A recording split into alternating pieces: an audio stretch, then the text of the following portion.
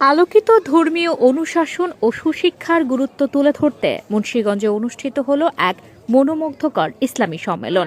Mohammadia ideal মাদ্রাসা ও নূরজাহান আদর্শ বালিকা মাদ্রাসার উদ্যোগে আয়োজিত এই সম্মেলনে উপস্থিত ছিলেন দেশ বিদেশের আলেম ওলামা, মাদ্রাসার শিক্ষার্থী, অভিভাবক সহ এলাকাবাসী।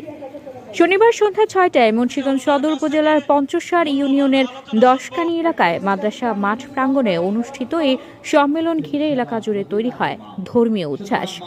মোহাম্মদিয়া আইডিয়াল মাদ্রাসার সভাপতি মোহাম্মদ আওলাদ হোসেনের সভাপতিত্বে প্রধান অতিথি হিসেবে উপস্থিত ছিলেন কুয়েত ধর্ম মন্ত্রণালয়ের খতিব শাইখ হাবিবুর রহমান মাদানী।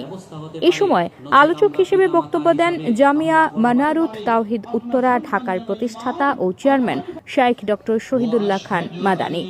মাদানী বিশ্ববিদ্যালয়ের অধ্যাপক ও জাতীয় বিশ্ববিদ্যালয়ের পিএইচডি শরিয়া অনুষদের শাইখ প্রফেসর ডক্টর মুনজুরে ইলাহি, মোহাম্মদিয়া আইডিয়াল মাদ্রাসার প্রিন্সিপাল শাইখ আতিক বিন আব্দুল মালিক মাদানী ও ভাইস প্রিন্সিপাল শাইখ আবু সুফিয়ান।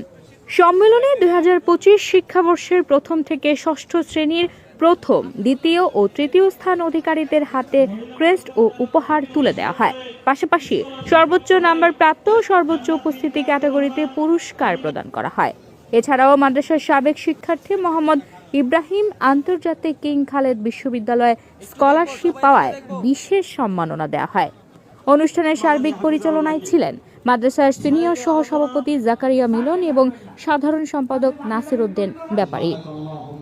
ধর্মীয় শিক্ষার পাশাপাশি চরিত্র, শিষ্টাচার ও মানবিকতা অর্জনকে শিক্ষার মূল লক্ষ্যে পরিণত করা ছিল পুরো আয়োজনের প্রধান বার্তা।